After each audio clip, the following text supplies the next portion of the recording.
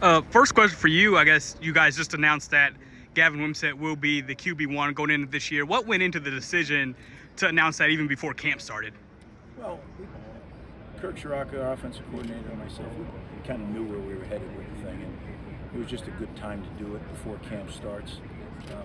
If he hadn't earned it, it wouldn't be done, but there are some benefits if you know which way you're going to go to do it before camp. So those questions are all off the table, and it's not a distraction, and we're just moving forward. So, and I'm excited. I think Evan Simon has done a great job also developing in our new offense, and it's good to have two guys that you're confident in. What has he done to set himself apart from Evan Simon and the other quarterbacks? Well, he's a very gifted athlete to start with, right? Strong arm, mobility, athleticism. I think what he's really done the most to improve this spring, this off-season, this spring and this summer, is really understand what we're trying to get accomplished and the why of what we're doing. And I think that helps you get rid of the ball more quickly. It helps you understand the protection schemes better, and probably an overlooked part of quarterback play is it also helps you how to handle the run game. So in all those areas, he has to do that as a quarterback in our system, and I think he's improved. I had a question about Nebraska's new football coach, Matt Rule. I'm guessing you kind of know him. He played at Penn State when you were coaching there. I'm guessing you've run across him at times. What's your impression of him back when he was a player and as a coach now? Yeah, Matt was, I think maybe he was just coming on as a player when I was leaving. I'm not sure, but I remember Matt. I know Matt well. Got a lot of respect for Matt. He's a heck of a football coach. He did a great job building several programs, right? Temple, Baylor, and he and I kind of went through similar experiences in the NFL. Didn't exactly go the way that we had both planned, but it's great to have him back in college football, and it's great to have him in the Big Ten at Nebraska.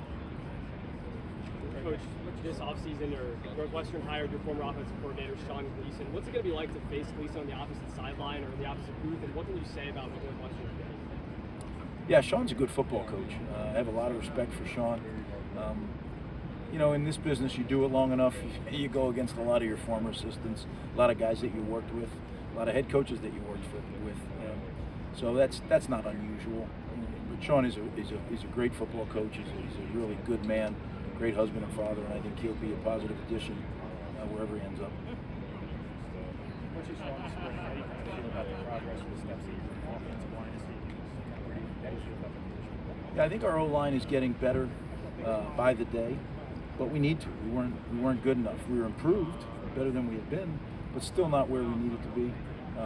I think we're gaining experience. We'll have guys that have played a couple years in our system and played a couple years in the Big Ten, which is going to be important, right? This is a upfront league. Great defensive lines that we face in this league, and we're going to have to be able to be better than we've been. Collins specifically, obviously, his story from where he came from to where he is now. What have you seen with his kind of development and what do you feel like is the next step? One of the great stories in college football, the fact that I go down the stairs at our football practice complex and they tell me, Coach, there's a guy waiting outside. This is during COVID when you weren't allowed to speak to anybody. So there's a guy waiting outside who'd like to walk on. And out of the cart climbs this gigantic 6'7", 400-pound man. And he tells me he'd like to walk on. He's been admitted to school. I said, well, yeah, sure, go, do this, do that. And sure enough, the guy just transformed his body. Initially was a backup, became a starter, and now is, one of our best offensive linemen and a guy that'll, if God willing, he stay healthy, he'll play in the National Football League. So it's one of those great stories. Hey, Greg, with the Big Ten doing away with divisions next year, what does that mean for Rutgers, and are there any kind of big picture adjustments that can be made when you're looking to compete against the whole league as opposed to just the East? I don't know if there's any big picture adjustments. I mean, one of them is you're going to have to head west 3 time zones for Rutgers, right, to play on the road in California. So you got to be ready for that, which we have plans for that from previous stops that I've been. But I think the biggest, I'm concerned about the 23 season. That's what we're looking at, right? But we all got that draft of who you're playing. And for us, it really didn't change very much in 24. We have essentially the same schedule, so it won't be any different other than there won't be divisions. Now, down the road, I'm sure it will change a little bit, but I'm not worried about that. Hey Greg, if the NIL model evolves to something else, what do you think that next model should look like that gives you maybe more roster control and players might get more in exchange for that? What do you think that next era could or should look like? Well, I have my opinions. I'm cautious to just throw them out there because I don't know all the facts about all of it. I'd love to see it brought back in-house more. I think that's the way it should be, right? If the entity that is getting the income from the football performances, that's part of their NIL, name, image, and likeness. And then look, if you want to go raise money for that as well as a university, I just think that might be better. But again, I'm not an expert on that. I know the world we're in today, and that's the one I'm trying to be the best at we can be.